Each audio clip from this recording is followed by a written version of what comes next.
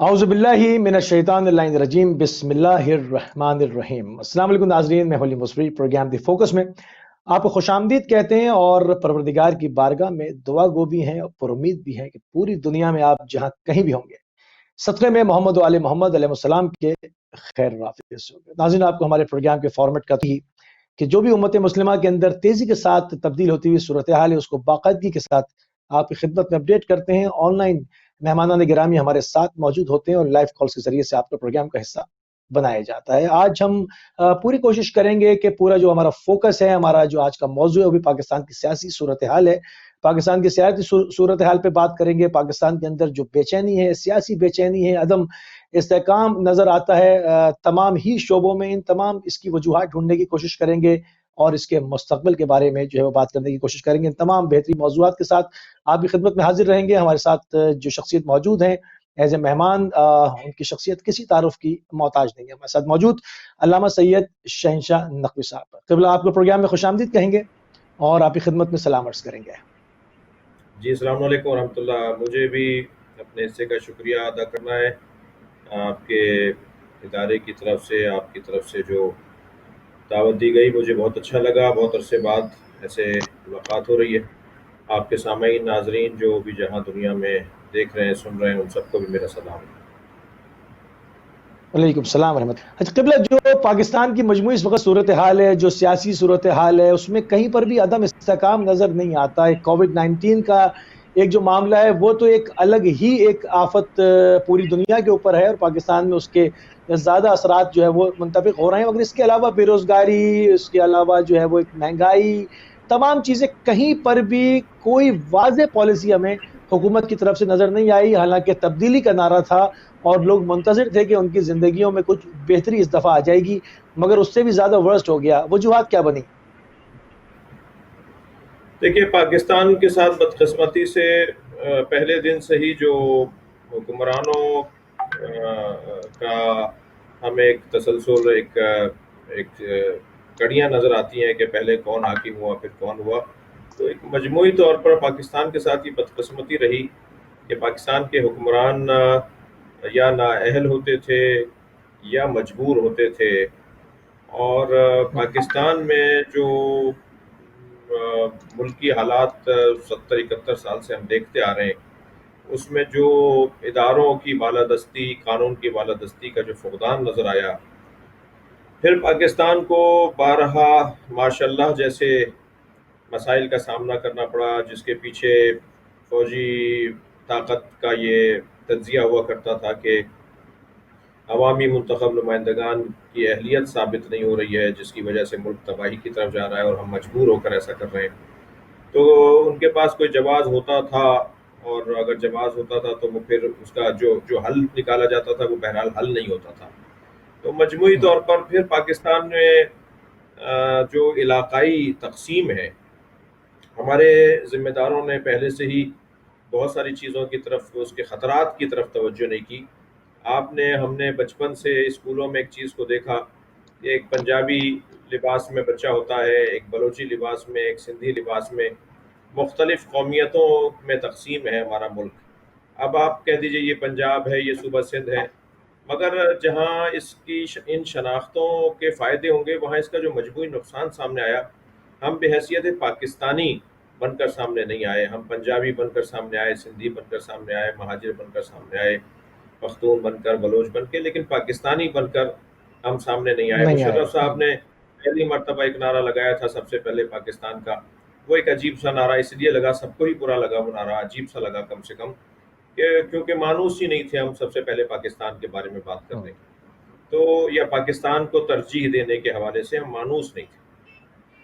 तो सही। मजमूई तौर पर ये सारे तज्ज़ियात आपको पेश नज़र, और फिर जो हमारे साथ एक बहुत बड़ा अलमिया इस मुल्क में हुआ, वो मज़हब के नाम पे सियासत जो हुई हमारे यहाँ, और सियासी मुहर्रिकात उसके पीछे होते थे और मजहबी लोगों को सामने लाया जाता था, और वो फ़िरका वारियत, दहशतगर्दी, मजहबी दहशतगर्दी, फ़िरका वारियत, ये कोई 20-25 साल, 30 साल तक तो इस मुल्क की आधी उम्र तो इसी में लग गई।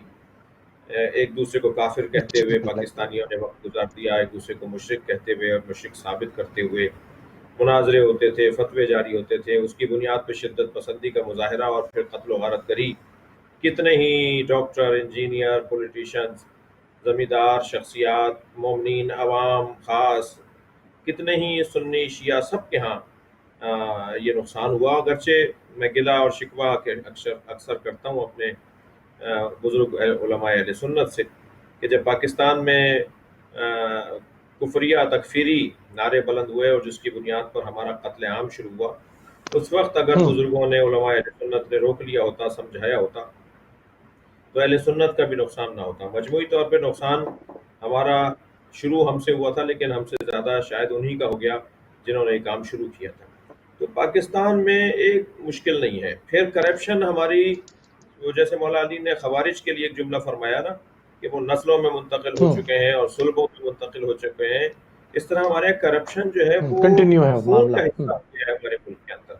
تو کرپشن کی وجہ سے وہ چپراسی سے لے کر اور اعلیٰ سطح کے ملک کی سربراہ تک معاملات خراب ہیں. ایک تاریخ بتاتی ہے پاکستان کی. یہ تو اس کے پیچھے محرکات ہیں. ایک شخص کھڑا ہوتا ہے کہ جو یہ کہتا ہے جی میں تبدیلی لانا چاہتا ہوں، میں بہتری لانا چاہتا ہوں. ہم نے بھی بہرحال انہیں دعا دی تھی اور ہم سے بھی ان کی ایک ملاقات، ایک سے زیادہ ملاقاتیں تھیں.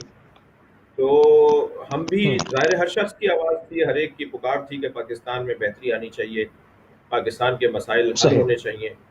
اور اسی بنیاد پر ہم نے بھی ان کو دعا دی تھی اور ان کے لیے دعائیہ کلمات کہے تھے. بہرحال وزیر اعظم پاکستان کے مقرر ہوئے اور پھر حکومت انہوں نے بنائی.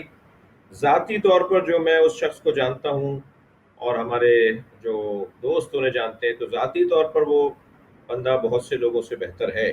مگر وہ آدمی کہاں سے لائے؟ آسمان سے تو فرشتے اتریں گے نہیں پاکستان کو ٹھیک کرنے کے لیے. انہی لوگوں میں سے لوگوں کو لینا ہوگا. تو پہلے تو انہوں نے اپنی ٹیم میں زیادہ تر 70% نئے لوگوں کو لیا. وہ نئے لوگ تھے، کرپٹ نہیں تھے مگر تجربہ کار نہیں تھے. پھر آہستہ آہستہ ان میں تبدیلیاں لا کر انہوں نے پرانے لوگوں کو لیا. تو کچھ نئے اور کچھ پرانوں کو ملا کر انہوں نے اپنی ٹیم بنائی.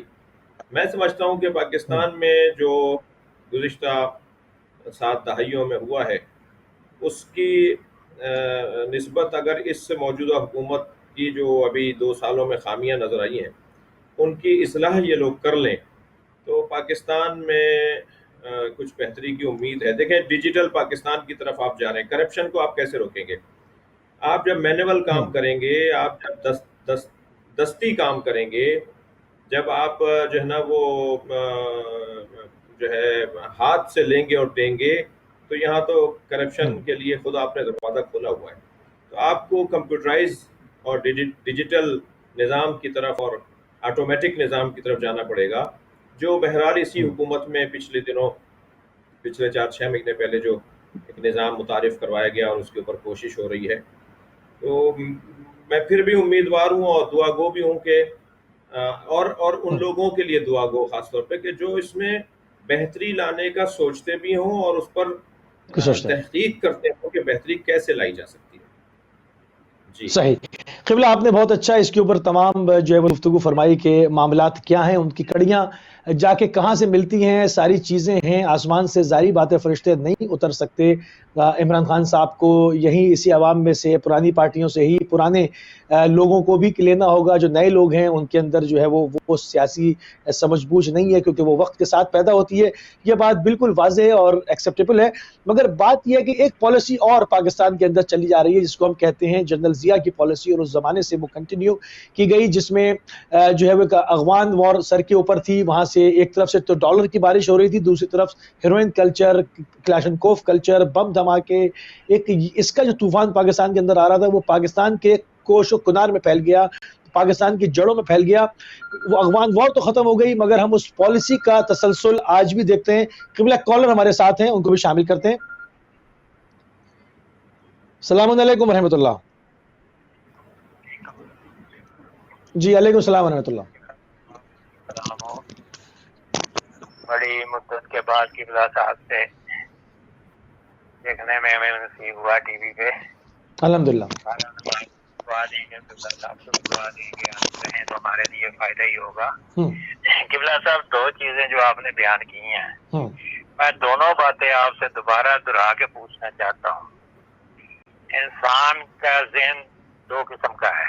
ایک تو انسان دور اندیش ہوتا ہے, وہ دور کی کوڑی لاتا ہے, دور کی بات سمجھتا ہے اور اس کا رزلٹ نکالتا ہے. ایک انسان وہ ہوتا ہے کہ جو ناک کے سامنے ہو, اس کو دیکھ کے اس پہ ہی اپنی ہر چیز کو کر دیتا ہے اور اپنا تبصرہ یا اپنی سوچ کا معیار اس پہ کھڑا کر دیتا ہے, جو ناک کے سامنے ہو. میں آپ سے صرف دو سوال یہ پوچھنا چاہتا ہوں. آپ نے دیکھا, اگر دور اندیش آپ کو سمجھو تو جب وہاں جیل توڑی گئی تھی کے پی میں اور 400 وہاں سے دہشت گرد نکلا, اس کا رزلٹ کوئی نہ نکلا. پھر انہیں دہشت گردوں سے جب مذاق راج نہیں کہوں گا, مذاقیات ہوئے تو وہاں بھی ان دہشت گردوں نے کہا کہ ہمارا لیڈر بن کے جائے گا, جو نمائندہ بن کے جائے گا وہ عمران خان ہوگا, جس کا مطلب ہے کہ اس کے ساتھ اس کے تعلقات تھے اور ان کو لوگ اس کو پسند کرتے تھے. یہ تھی دور اندیشی. آپ نے امام دامن بھی باندھا, آپ نے اس کے ساتھ جو بھی سلام دعا, تو آپ دوسرے کام کیوں نہ لے پائے؟ پہلی بات تو یہ ہے. دوسری بات یہ میں آج کہوں گا آپ سے کہ اب جو بات ہو رہی ہے اس میں آپ کسی کو اگر آپ بھی نقوی صاحب پہلی پہ رک جاتے ہیں تو دنیا جتنے بھی وہاں کے بے ایمان تھے وہ سارے اس نے اکٹھے کر کے خود کہا کہ میں نے حکومت بنانی ہے. ٹھیک ہے نقوی صاحب آگے بڑھیں. اور حکومت بنانے کے چھوٹے اور بے ایمان اکٹھے کر دیے تو پھر بھی آپ یہ کیا بات کہیں, تو یہ بات ہماری سمجھ سے ٹھیک ہے. آپ کے بہت شکریہ, جزاک اللہ جزاک اللہ.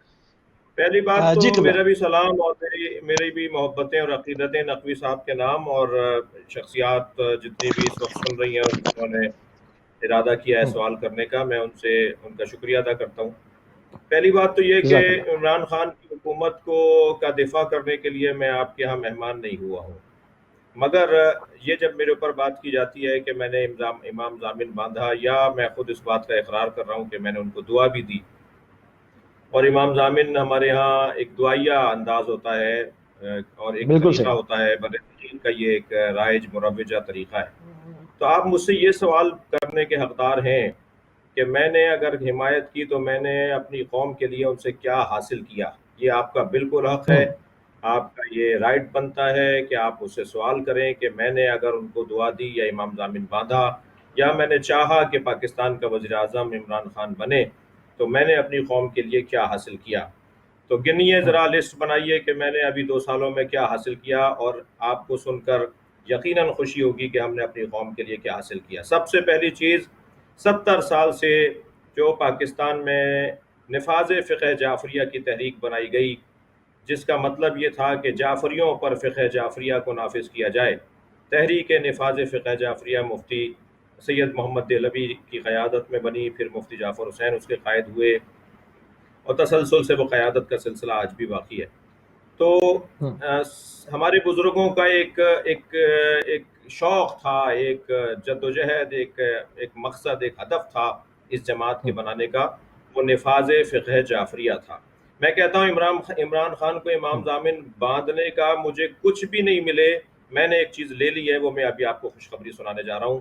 جن کی معلومات نہیں ہے ان کو معلومات دینے جا رہا ہوں. کچھ بھی نہیں ملے اس کے بعد, آج کے بعد ہمیں کوئی اس حکومت سے کچھ نہ ملے, صرف ایک چیز ہم نے لے لی ہے, وہ میں آپ کو بتانے جا رہا ہوں.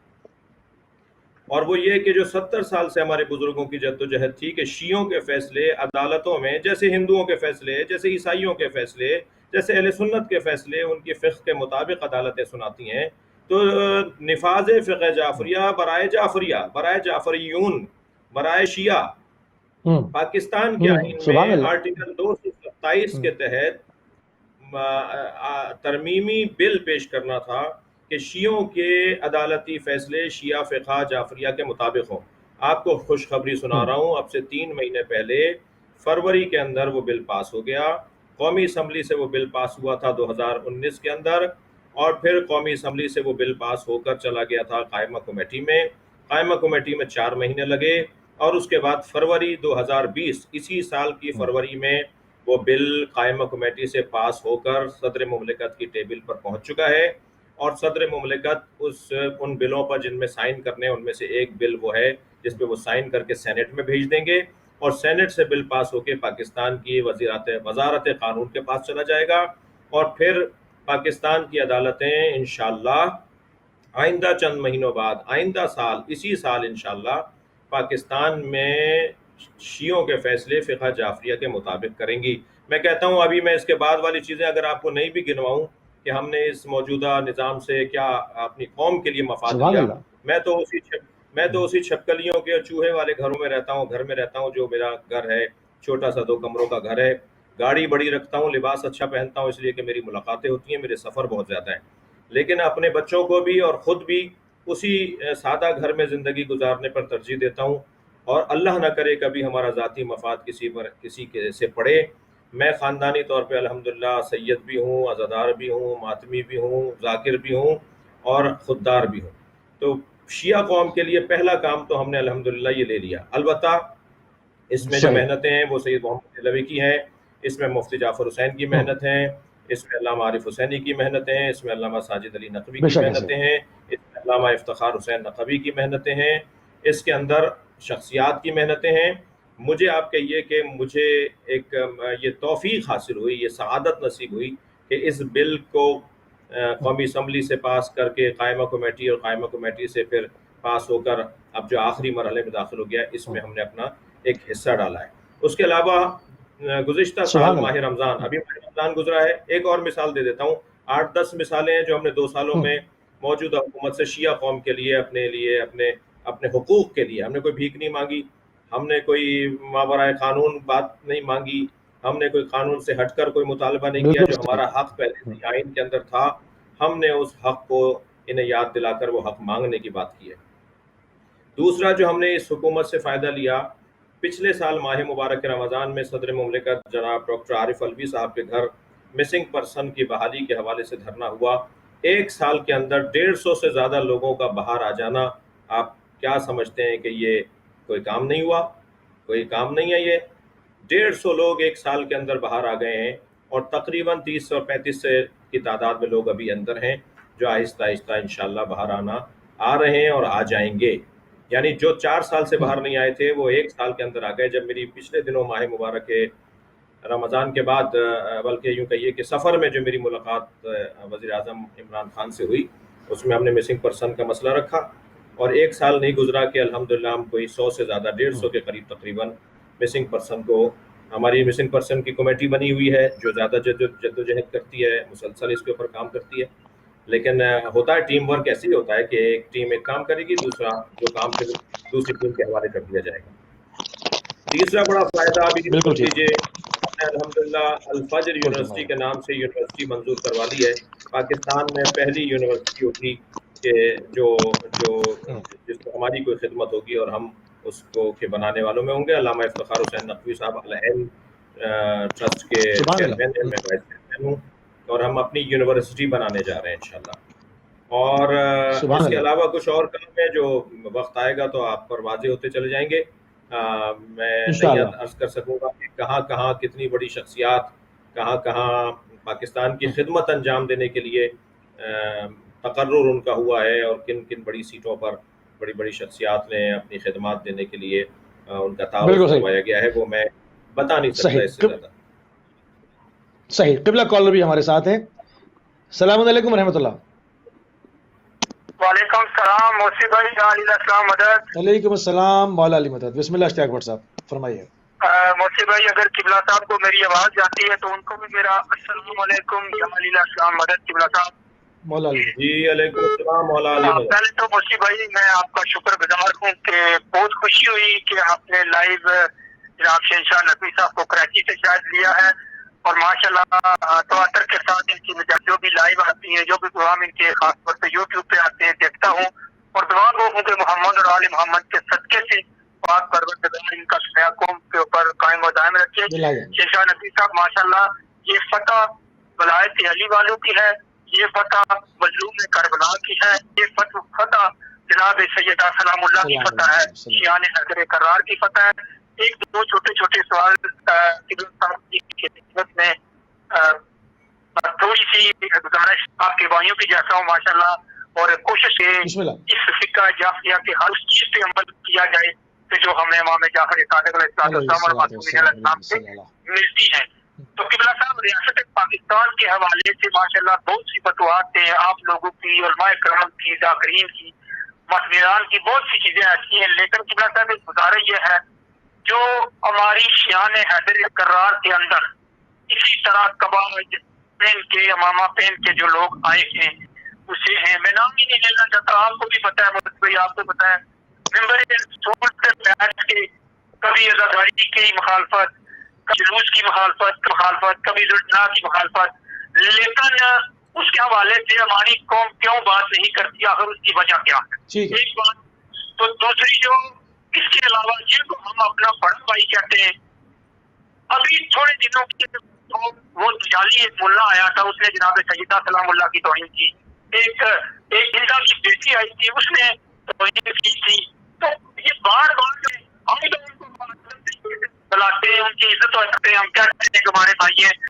ہم ان کو اپنا پہلا خلیفہ نہ مانے تو کیا قبلہ صاحب قوم پر کافر ہو جاتے ہیں، لیکن ہم نے کبھی بدتمیزی نہیں کی، آخر اس پہ لگاؤ یہ تھا کہ یہ لوگ بار بار ایک ہفتے کے بعد، 2 ہفتے کے بعد، مہینے کے بعد جناب ابو طالب علیہ السلام کے اوپر، کبھی مولانا ٹھیک ہے، آپ کو پوائنٹ آ گیا، سلام اللہ کے اوپر آگے باتیں کرتے ہیں، تو اس پہ اوپر قبلہ صاحب ان کو لگام کون ڈالے گا؟ بالکل، بہت شکریہ، اس کے اوپر بھی ہم نے تیار کیا ہوا تھا کہ بات کریں، اچھا وہ آپ نے سوال ہی کر لیا، تو لگے ہاتھوں قبلہ سے اس کے اوپر بھی بات ہو جائے گی کہ بعض جیسے ماہ مبارک رمضان ہے یا محرم ہے، ان مقدس ایام کا انتخاب کیا جاتا ہے اور اس میں جتنی مذہبی رواداری عروج پہ جانی چاہیے اس کو پلٹ دیا جاتا ہے۔ قبلہ کیا معاملات کیا ہیں؟ دیکھیے، ٹی وی چینلز کے اپنے ایجنڈے ہیں، اپنے مقاصد ہیں، وہ کچھ حاصل کرنا چاہتے ہیں کچھ چیزوں کو، اور کس کا کتنا تعلق ہے وہ بھی قابل غور بات ہے، اس پہ بھی توجہ کی ضرورت ہے۔ ایک تو یہ بات، دوسری بات یہ کہ ہمارے یہاں ٹی وی ہمارے یہاں جو ٹی وی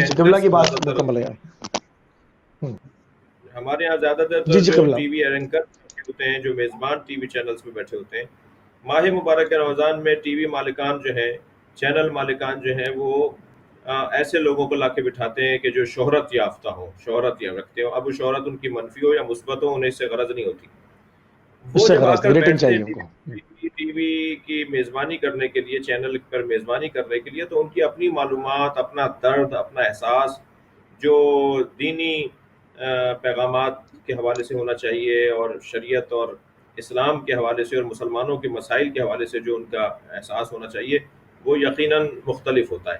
اب ایسا شخص آ کے جب میزبانی کرے گا تو وہ جیسے فلم میں ریٹنگ بڑھواتا ہے، جیسے وہ ڈرامے میں اپنی جو ہے نا وہ دیکھنے والوں کی تعداد بڑھوانے کے لیے کارکردگی اور ڈرامہ کرتا ہے، ایسے ہی معاف کیجیے گا مجھے کہ بعض افراد ایسی ہیں کہ جو ٹی وی چینلز پہ بیٹھ کر وہی ڈرامائی انداز سے اس پروگرام کو، مذہبی پروگرام کو بھی لے کے چل رہے ہوتے ہیں کہ جس کی وجہ سے ان کو دیکھنے والوں کی تعداد میں اضافہ ہو جائے۔ مقصد ہی جب آپ کا یہ ہو کہ ہمیں زیادہ دیکھا جائے تو پھر تو آپ کچھ بھی کر بیٹھیں گے اس مقصد کو حاصل کرنے کے لیے۔ تو ماہ مبارک رمضان میں ٹی وی چینلز کی طرف سے یہ کوتاہی، اور اس سے زیادہ جو میں نے کوتاہی ابھی بتائی، اس سے زیادہ افسوسناک بات یہ ہے کہ جو آ کر مہمان بیٹھتا ہے وہ جہاں عالم ہونا چاہیے وہاں بابصیرت بھی ہونا چاہیے۔ صرف عالم ہو کر اگر آپ عنوان دے کر اسے بٹھا لیں گے اور اس کے پاس بصیرت نہیں ہوگی، سمجھ نہیں ہوگی، اس کے پاس دانائی نہیں ہوگی، اس کے پاس معاملہ فہمی نہیں ہوگی، وہ اپنے کلمات، اپنے جملوں کو، اس کے نتیجوں پر اس کو توجہ نہیں ہوگی، تو پھر وہ تو اپنے علم کا اظہار کرے گا۔ جب کہا جاتا ہے کہ تم جو ہے فساد کیوں پھیلا رہے ہو، تو کہتے ہیں انما نحن مصلحون، ہم تو اصلاح کر رہے ہیں۔ تو بہت سارے لوگ جو ہے وہ اصلاح کر رہے ہوتے ہیں، نیت ان کی صاف ہوتی ہے، ان کی نیت بڑی پاک ہوتی ہے، مگر ان کی اصلاح سے معاشرے میں فساد پھیل رہا ہوتا ہے۔ تو قرآن نے ایسے لوگوں کی مذمت کی ہے، اصلاح کرتے ہیں مگر یہ نہیں جانتے کہ اس اصلاح کے نتیجے میں اصلاح نہیں بلکہ فساد سامنے آئے گا۔ اللہ ہمیں ہدایت عطا فرمائے۔ صحیح۔ قبلہ ایک اور کالر ہمارے ساتھ ہیں، ان کو بھی شامل کریں گے۔ السلام علیکم ورحمۃ اللہ۔ السلام علیکم۔ جی وعلیکم السلام جناب آغا صاحب، آپ کو بہت بہت سلام، اور جسے کیا کہتے ہیں مولانا صاحب جو علامہ शहंशाह नकवी साहब जो हैं उनको भी मेरी तरफ से बहुत सलाम। मुझे एक बस छोटी सी गुजारिश करनी थी। जी जी बिस्मिल्लाह। वो ये थी कि सबसे पहले तो मैं इस बात का इकरार करना चाहता हूँ कि कुछ ऐसी वजूहात थी जिसकी वजह से, क्योंकि मेरा ताल्लुक जो है वो पाकिस्तान पीपल्स पार्टी के साथ था, तो क्योंकि मीडिया में हम देखते आते थे कि मौलाना जो है वो काफी पीटीआई जो करंट गवर्नमेंट है उसकी हक में बोलते थे, तो मैंने बहुत नागवारी का मैं ये कहता हूँ कि मुझे एहसास था और मुझे इस जगह बड़ा ये बहुत नापसंद चीज थी। लेकिन मैं अभी गुफ्तगू सुन रहा था अलामा की, और जो अलामा ने अपनी अचीवमेंट्स बताई हैं, जो उनकी इस गवर्नमेंट के साथ उन्होंने अचीवमेंट्स की हैं, उसने अक्सर मेरी जो सोच है उसको चेंज किया है। और मेरा सिर्फ कॉल करने का मकसद ये था कि मैं एक तो मौलाना साहब को खराज अकीदत पेश करना चाहता हूँ कि आपका बहुत शुक्रिया कि आप उम्मत एरिया के लिए ये काम, बहुत शुक्रिया, जज़ाकल्लाह। और मेरी दुआ है मौला अली से और मासूमीन से कि वो आपकी तौफीकात में इजाफा फरमाए। आमीन सुमा आमीन। बहुत शुक्रिया, बहुत शुक्रिया, बहुत शुक्रिया मेरे भाई। मैं चाहूंगा अपने किबला, जहाँ पर आपने अभी अचीवमेंट्स की सारी बात की, आरिफ अलवी साहब के, डॉक्टर अलवी साहब के घर के बाहर धरने के अंदर ज़बरदस्त जो है वो कामयाबी अभी हमने देखी, पूरी कौम मुत्तहिद भी रही, एक धरना अपनी जगह पर था, कौम एक पेज के ऊपर भी नज़र आ रही थी, तमाम लोग वहाँ पर शामिल थे। उसके बाद ये ऐलान हुआ कि अब लोगों को उठाया नहीं जाएगा, मारवाई अदालत जो है वो काम नहीं होंगे, अदालतें मौजूद हैं, इंफ्रास्ट्रक्चर पूरा मौजूद है, उसकी एप्लीकेशन होगी, पुलिस है, तमाम चीज़ें हैं। मगर अभी फिर हमने देखा कि जो है वो पाराचनार के कुछ लोगों को दोबारा अगवा किया गया। कल हमारे साथ राशिद रिजवी साहब भी मौजूद थे, उन्होंने हमें बताया कि जी जी फरमाइए। कि आजकल हमारे मेंबरों पे मुख्तलिफ किस्म के लोग मुख्तलिफ किस्म के लोग आए हुए हैं और मुख्तलिफ किस्म की रवायात भी बता रहे हैं और सुना रहे हैं। क्या आपने कोई ऐसा कोई काउंसिल का कोई बोर्ड बनाया है कि जो ऐसे नॉन क्वालिफाइड किस्म के आलम या जाकर जो मेंबरों पे आके उल्टी सीधी बातें करते हैं, इनके मतलब इनकी क्वालिफिकेशन के मतलब आपने कोई ऐसा बोर्ड बनाया है कि जो इनको आने से रोके और इस किस्म की रवायात ना भेजे? आप तो ठीक है नकवी साहब, कुछ हैंगे, अभी थोड़ी देर में करें कॉल। इसको अगर आप किसी तरीके से जो आगे जाके हमारे लिए ठीक है, ठीक है। रहमतुल्लाह, सर रहमतुल्लाह। जी जी, कौन साहब कहाँ से? जी वालेकुम सलाम। बिस्मिल्लाह जी, बिस्मिल्लाह फरमाइए।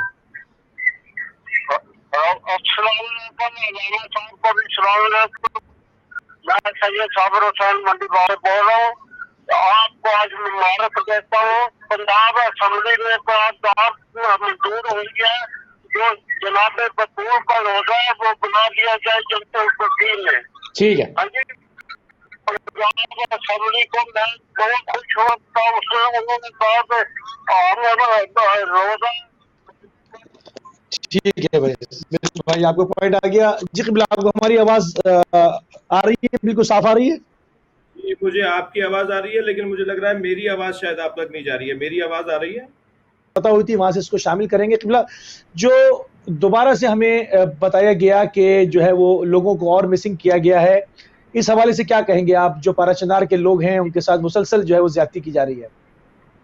देखिए, मिसिंग पर्सन की कमेटी बनी हुई है। मैं किसी शख्स और फर्द ख़ास का हवाले से बात नहीं करूँगा।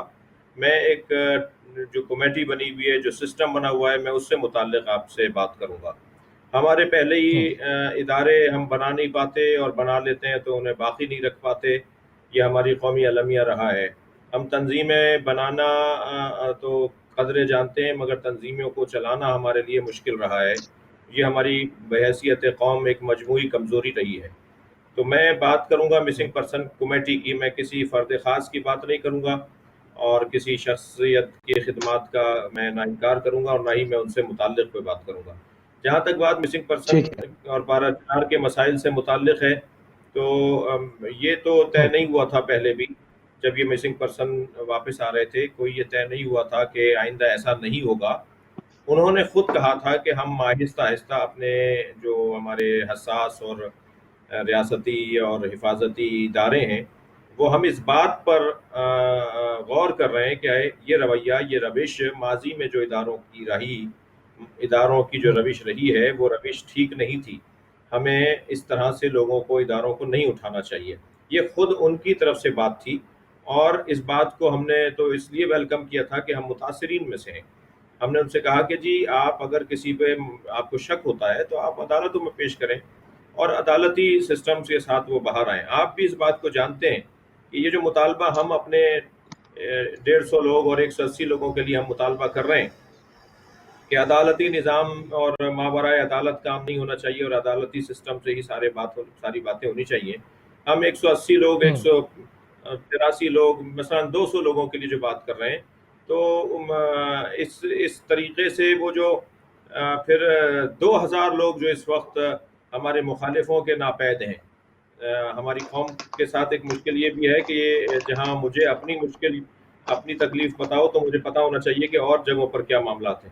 ہمارے تو 200 لوگ ناپید نہیں تھے، وہاں 2000 لوگ ناپید تھے، اور وہ 2000 لوگوں کو بھی اگر عدالتی طریقے سے آپ واپس لے کر آتے ہیں تو پاکستان کی عدالتوں کا حال آپ کو پتا ہے کیا حال ہے ہماری عدالتوں کا، اور ہمارے یہاں عدالتی نظام میں کتنی پیچیدگی اور کتنی مشکلات ہیں. تو بہرحال میں نہ اس کی مخالفت کر رہا ہوں نہ اس کی تائید کر رہا ہوں، صرف میں نے ایک جلوہ دکھایا ہے کہ ایسا ہمارے عدالتوں میں کیا ہوتا آیا ہے. انہی عدالتوں سے ہمارے قاتل فرار کر کے چلے گئے، انہیں آزادیاں مل گئیں، ان کو ان کے جرائم کا جو ہے وہ خمیازہ نہیں دیکھنا پڑا. تو یہ مسائل تو ہیں. ہم یہ ہرگز نہیں کہہ رہے کہ مسنگ پرسن کے حوالے سے ہمیں 100% کامیابی ہوئی ہے، ہم یہ ہرگز نہیں کہہ رہے، مگر اتنا ضرور ہے کہ مسنگ پرسن اتنی بڑی تعداد میں ایک سال کے اندر اگر کسی دور میں واپس آئیں تو وہ یہی دور ہے. میں پلٹوں گا وہ اپنے عزیز جو پیپلز پارٹی سے وابستہ جو بات کر رہے تھے اور انہوں نے مجھ سے کہا کہ انہیں ان کی معلومات میں اضافہ ہوا. میں انہیں ایک اور بات بھی واضح کروں ان کے ذریعے سے اور دوستوں پر بھی کہ دیکھیے، ناصر حسین شاہ ہوں، حیدر عباس صاحب ہوں، شہلا رضا صاحبہ ہوں، ندیم افضل چند صاحب ہوں، زلفی بخاری ہوں، علی زیدی ہوں، ایک بڑی تعداد، ذوالفقار مرزا ہوں، ان کے بیٹے حسنین مرزا ہوں، ایک بڑی تعداد شیعہ پولیٹیشنز کی ہے جو مختلف جماعتوں میں ہیں. مجھے ان سارے لوگوں سے پیار ہے، اور وہ اس لیے نہیں کہ ہمیں کوئی ذاتی کوئی مفاد ہے، نہیں، یہ ایک خوبی رکھنے والے لوگ ہیں جن کے گھروں میں عزاداری ہوتی ہے نا، وہ کم سے کم اپنی قوم سے بے وفا نہیں ہو سکتے. جو خود گھر سے امام حسین کے غمخوار ہیں، جن کے گھر میں احتمانے بنے ہوئے ہیں، جن کے گھروں سے جلوس نکلتے ہیں، وہ جب سیاست میں کسی بھی پارٹی سے، لہٰذا مجھے صرف پی ٹی آئی میں موجود لوگوں سے محبت نہیں ہے بلکہ پیپلز پارٹی کے اندر موجود جو شخصیات ہیں، اور خدا نخواستہ میں یہ کوئی فرقہ واریت کی بات نہیں کر رہا کہ شیعہ پولیٹیشنز کہ میں نے نام بھی بتا دیا آپ کو اور میں ان سے اور سنیوں سے میرا نہیں ہے، نہیں، الحمدللہ مجھے سنی بھی اتنا ہی پیار کرتے ہیں مجھ سے، اور اہل تشیع بھی مجھ سے اتنا ہی پیار کرتے ہیں، اور ان سے ایک رابطہ اور ایک واسطہ رہتا ہے. لیکن جو قومیات کی بات سمجھنے کے لیے میں یہ جملہ عرض کر رہا ہوں آپ کی خدمت میں کہ ہمیں ناصر شاہ صاحب سے بھی جو سندھ میں پیپلز پارٹی کے ایک بڑی مشہور شخصیت ہے، ان سے بھی اسی طرح کا پیار ہے. اور ابھی پچھلے دنوں یہ جو بل پاس ہوا ہے آئلی قوانین برائے فقہ جعفریہ، قومی اسمبلی سے جناب فروغ نسیم صاحب جو وزیر قانون ہیں، انہوں نے وہ بل تیار کیا اور وہ بل جو ہے وہ قائمہ کمیٹی سے پاس ہوا. یہ بل ہر صوبے میں بھی پاس ہونا ہے، اس کی جد و جہد ہو رہی ہے. اب مثلا سندھ میں تو پیپلز پارٹی کی حکومت ہے، تو ہم ان سے گزارش کر رہے ہیں کہ بھائی آپ یہ صوبائی اسمبلی سے اس بل کو پاس کروائیں، کیونکہ 18ویں ترمیم کے بعد ہر صوبہ خود اچھا، اس کا امپیکٹ کیا ہوگا؟ اس کا امپیکٹ یہ ہوگا کہ ہمارے جو سینکڑوں کیسز عدالتوں میں پھنسے ہوئے ہیں، مثلا میں چھوٹی سی مثال دیتا ہوں، ایک خاتون عدالت سے طلاق لے کر دوسری شادی کر لیتی ہے، اس کے دوسرے شوہر سے 3 بچے ہو جاتے ہیں، پہلا شوہر فتویٰ لے کر آتا ہے کہ ہمارے ہاں طلاق ایسے نہیں ہوتی جیسے انہوں نے حاصل کی ہے، انہوں نے صیغے نہیں پڑھوائے. اب وہ پہلا شوہر بھی اس کا موجود ہے اور یہ دوسرا شوہر بھی موجود ہے، یہ بچے کیا کہلائیں گے؟ طلاق ہوئے بغیر دوسری شادی ہو گئی تھی. وہ یہ سمجھ رہی تھی کہ کورٹ کی طلاق ہی کافی ہوتی ہے. فقہ جعفریہ یہ کہہ رہی تھی کہ صیغوں کے بغیر آپ کو طلاق نہیں ہوگی. تو آپ عدالتوں سے صیغوں کا عمل مکمل ہونا چاہیے تھا نا. یہ عدالتیں ہی ایسا فیصلہ سناتی کہ جو اس کی فقہ کے مطابق تھی. میراث، طلاق، خلا، جائیدادوں کے مسائل، تنازعات جو جائیدادوں کے ہیں وہ سب آئین کا حصہ ہوں گے، اور فقہ جعفریہ کے مطابق شیعوں کے فیصلے آئین کے مطابق کیے جائیں گے، جیسے سنیوں کے کیے جاتے ہیں، جیسے ہندوؤں کے کیے جاتے ہیں، جیسے عیسائیوں کے کیے جاتے ہیں۔ ہم نے یہی کہا تھا کہ ہم کسی کا حق چھین کر اپنے حق لینے کی بات نہیں کر رہے، نہیں، سب کو یہ حق ملا ہوا ہے، ہمیں یہ حق 70 سالوں میں پاکستان میں ملا۔ جی جی جی بالکل ٹھیک ہے۔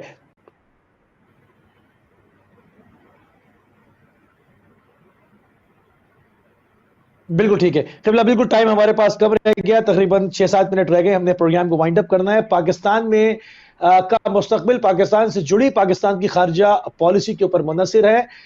وزیر خارجہ تبدیل ہوتے رہے پاکستان میں، مگر تسلسل کے ساتھ پالیسی جنرل ضیاء کے پاس سے تبدیل نہیں ہوئی ہے۔ تھوڑا سا ٹھنڈا گرم معاملہ 19-20 ہو جاتا ہے، مگر پالیسی نظر وہی آتی ہے۔ بحرین کا محاذ کھلتا ہے تو پاکستان سے لوگ جاتے ہیں، اس کے شواہد میں ملتے ہیں۔ شام کا محاذ کھلتا ہے تو وہاں جاتے ہیں، یمن کا محاذ کھلتا ہے تو وہاں جاتے ہیں۔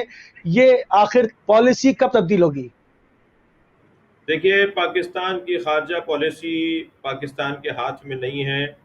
شاہ محمود قریشی سے ہم گلہ مند ہیں، شکوہ مند ہیں، ناراض ہیں، اور ان کی پالیسیوں سے مطمئن نہیں ہیں، اور نہ ہی ہم مطمئن نہیں ہیں، بلکہ خود ایک بڑی تعداد شاید ان کی جماعت میں بھی لوگ ہوں جو ان سے مطمئن نہ ہوں۔ لہٰذا مجموعی طور پر شاہ محمود قریشی جو وزیر خارجہ ہیں پاکستان کے، ان کے جو پالیسیاں ان کی ہوتی ہیں وہ ہمیں اطمینان عطا نہیں کرتی، ہمیں اطمینان نہیں بخش دیتی، ہم ان سے مطمئن نہیں ہیں۔ تو پاکستان کو کبھی کبھی تو یہ محسوس ہونے لگتا ہے کہ پاکستان کسی کی کالونی ہے، کسی کی سوسائٹی ہے، کسی نے ایک جو ہے ٹاؤن بنایا ہوا ایک شہر ہے کسی ملک کا، اور اس کے کہنے پر پاکستان کی ریاست چل رہی ہوتی ہے۔ بڑے افسوس کے ساتھ کہنا پڑتا ہے کہ شاہ محمود قریشی صاحب کو اگر امریکہ کے اور برطانیہ کا کوئی چھوٹا سا وزیر بھی بلا لے تو وہ سر کے بل چلتے ہوئے جاتے ہیں، لیکن جب عراق اور ایران کے دورے ہوتے ہیں، خاص طور پر ایران کا جب دورہ ہوا تو شاہ محمود قریشی اس دورے کے اندر نہیں گئے، اور نہ جانے کے جو اسباب ہیں وہ بھی بہت روشن ہیں، کیونکہ ان کے جو مائی باپ ہیں، ان کے جو بڑے ہیں، جن سے ان کا بہت گہرا شاید تعلق ہوگا، وہ نہیں پسند کرتے تھے کہ وہ اس طرح کے دوروں میں شریک رہیں۔ کوئی اور ان سے ناراض ہو جاتا اگر وہ ایران چلے جاتے۔ تو مجموعی طور پر ان کی جو خارجہ پالیسی ہے پاکستان کی وزارت خارجہ کی، میں اور ایک بہت بڑی تعداد خود ہمارا پورا مکتب اس سے مطمئن نہیں ہے۔ صحیح قبلہ، بالکل ٹائم اور کم ہے، تھوڑا سا آپ کی موجودگی سے استفادہ کروں کہ ہمارا اپنا ایک کلچر ہے، اپنی ایک ثقافت ہے، تمام چیزیں، ایک تاریخ ہے بر صغیر کی، تمام چیزیں ہوتے ہوئے کبھی ہم پر سعودی انفلوئنس جو ہے وہ غالب آ جاتا ہے، کبھی ہمارے جو ہے وہ ترکی کے ڈرامے دکھائے جاتے ہیں۔ پاکستان میں کیا چینج لانا چاہتے ہیں اس ثقافتی یلغار کے اس زمرے میں؟ کیا دیکھتے ہیں؟ بابصیرت نگاہیں کیا کہتی ہیں؟ دیکھیے، آپ نے تو کوئی کام ہی نہیں کیا نا، پاکستان نے تو کوئی کام ہی نہیں کیا۔ پی ٹی وی کا حال آپ دیکھیے، پاکستان کے اندر جو رسانے ہیں ان کا آپ حال دیکھیے کیا ہے۔ خود سے ایجاد کرنا، خود سے کسی چیز کی تعمیر کرنے کا تو یہاں پر کوئی جذبہ نہیں ہے، اور اگر جذبہ بھی ہے تو اس جذبے کو پروان چڑھانے کے لیے حکومت ساتھ نہیں دیتی۔ کرپشن کا راج ہے اور نااہلیوں کا راج ہے۔ ہمارے جو سرکاری ادارے ہیں، آپ پی ٹی وی کو آپ لیجئے، آپ پی آئی اے کو آپ لیجئے، اسٹیل مل کو آپ لیجئے، ہمارے سرکاری ادارے تو ویسے ہی، اور ثقافتیں حکومتوں کا کام ہوتا ہے، ثقافتوں کو بنانا، تہذیبوں کو بنانا وہ حکومتوں کا کام ہوتا ہے۔ میں اور آپ اپنے پرائیویٹ چینلز بنا کر اگر یہ کام کرنے لگیں گے تو نہ صرف ہم یہ کام کر نہیں سکتے، یہ ہمارا کام ہی نہیں ہے۔ ریاست کا کام ہوتا ہے، حکومت کا کام ہوتا ہے ثقافتوں کو اور تہذیبوں کو منظم کرنا، اور ہمارے ہاں تو حال کتنا ہے، کیا ہے، وہ سب کے سامنے ہے۔ افسوسناک بات ہے کہ ہم کبھی متاثر ہو رہے ہوتے ہیں ہندوستان کی فلموں سے اور ٹی وی چینل سے اور ان کے ڈراموں سے، اور ہمارے ہاں ان کے اثرات مرتب ہو رہے ہوتے ہیں، اس کے نتیجے ہمیں مل رہے ہوتے ہیں، ہم ہندو ثقافت سے جو ہے وہ اثر لے رہے ہوتے ہیں۔ کبھی ہم مثلا کسی اور ملک کا، جیسے آپ نے نام لیا، اور ابھی اس وقت ایک ڈرامہ چل رہا ہے ترکی سلطنت عثمانیہ کے حوالے سے جو ڈرامہ بنایا گیا، وہ ہمارا پاکستان بڑے شوق سے دیکھ رہا ہے۔ اور کیوں نہیں دیکھے؟ اس لیے کہ جب وہ اس کے اندر ایک جاذبیت ہوگی، اس میں ایک ہسٹری ہوگی۔ آپ نے تو کوئی کام نہیں کیا۔ تو پاکستان کے بارے میں تو میں یہ کہہ کر جو ہے وہ بات اپنی مکمل کروں کہ ہماری عمر 70 سال کی ہے، اور قوموں کی 70 سال کی عمر جو ہوتی ہے وہ شیر خارگی کی عمر ہوا کرتی ہے. قومیں 100 سال میں نہیں بنتی. جس طرح میرے آپ پر، ہم پر، آپ پر، مجھ پر، ہم پر بچپنا، جوانی اور بڑھاپا آتا ہے، ایسے ہی قوموں پر بھی بچپنا، جوانی اور بڑھاپا آیا کرتا ہے. ہماری پاکستان کی جو قوم ہے 70 سال کی ہماری عمر ہے. ہم نے ہندوستان سے علیحدہ ہو کر بالکل ٹھیک کیا، بالکل صحیح کیا، بہت بڑا کارنامہ کیا اور ٹھیک کیا، مگر علیحدہ ہو کر ہم نے اپنی عمر کا آغاز کیا ہے سن 1947 سے. ہم تو 70-71 سال کی عمر کے لوگ ہیں، جو قومی حوالے سے بچپنا کہلاتا ہے. بالکل ٹھیک ہے. بالکل آخری ایک سوال تقریباً 2-3 منٹ میں میرے پاس اور ہیں. امریکہ میں لوگ ظلم کے خلاف قیام کیے ہوئے ہیں، جو اکثر سے جو حلال نہیں کھاتے، جو جن کے کانوں میں اذانوں کی آوازیں نہیں جاتی ہیں. اگر ہمارے مملکت خداداد پاکستان میں لوگ ہلاتے ہیں، 5 وقت کی نماز بھی پڑھتے ہیں، مگر ظالم کے خلاف قیام نہیں کرتے، ظالم کو ہی اپنا مسیح سمجھتے ہیں. کہیں پہ مختلف نام سے، میں کسی کی دل نہیں کرنا چاہتا، ہر صوبے میں بت بیٹھا ہوا ہے، اس بننا نہیں چاہتے، اس کے خلاف قیام نہیں کرتے. وجہ کیا ہے؟ وجہ ایک بہت بڑی تو ہمارا ممبر اور ہماری محراب ہے. علماء کرام ہیں جو ظلم کی نشاندہی کریں، ظالموں سے نفرت کا جذبہ ڈالیں، مظلوموں سے پیار اور مظلوموں کی محبت کا جذبہ ڈالیں.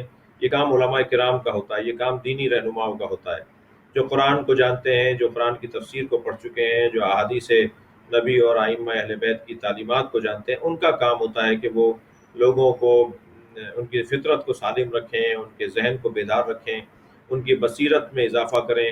یہ کام محراب کا اور ممبر کا ہوتا ہے. تو محراب اور ممبر ہمارے ہاں، صرف میں شیعہ مسلک کی بات نہیں کر رہا، بلکہ اہل سنت کے ہاں بھی بہت اچھا حال نہیں ہے، اور ہمارے ہاں بھی اچھا حال نہیں ہے. تو بہت اچھی انداز سے فقدان شدت کے ساتھ احساس، اور اس احساس کے مطابق ذمہ داریوں کی ادائیگی کا شدت کے ساتھ فقدان ہے. یقیناً ہم ایسے موقع پہ اپنی ذمہ داریوں کو ادا کرنے کی کوشش کریں، اور امید لگائیں کہ تعداد میں اضافہ ہو، اور ظلم سے نفرت کے حوالے سے اور مظلوم سے پیار کے حوالے سے جو مولا علی کا دیا ہوا ایجنڈا ہے، مولا علی کا دیا ہوا لاہ عمل ہے، اس کے مطابق ہم زندگی گزاریں. بالکل ٹھیک. قبلہ علامہ سید شہنشاہ حسین نقوی صاحب، ہم آپ کی انتہائی مشکور و ممنون ہیں، اور شکر گزار ہیں کہ آپ نے اپنا قیمتی ٹائم اہل بیت ٹی وی کو دیا. بہت شکریہ. السلام علیکم.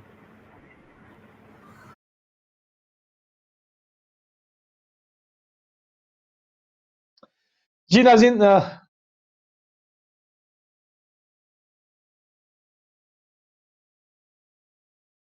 ناظرین، آپ سماعت فرما رہے تھے علامہ سید شہنشاہ حسین نقوی صاحب کو کراچی پاکستان سے. ہم نے اپنے ٹائم میں رہتے ہوئے کوشش کی کہ جو بھی ملت کے درپیش مسائل ہیں اور جو پاکستانی قوم کے دیرینہ مسائل ہیں، ان کی آواز ہے، اس کو آگے جو ہے وہ بڑھایا جائے، اس کا رائے حل جو ہے وہ آپ کی خدمت میں کیا جائے. اس وقت ہمارے ساتھ موجود تھے علامہ سید شہنشاہ صاحب، اور ہم تمامی ابھی شکر گزار ہیں قبلہ کے ساتھ کہ ان سب نے جو ہے وہ مل کے ہماری آواز کو عالمگیر کرنے میں اپنا کردار عطا کیا. ہمارے پروگرام کا ٹائم ختم ہو گیا. انشاءاللہ ہماری اور آپ کی ملاقات جو ہے وہ بروز پیر 5:30 بجے کے ٹائم سے ہوگی. اجازت دیجیے. السلام علیکم ورحمۃ اللہ وبرکاتہ.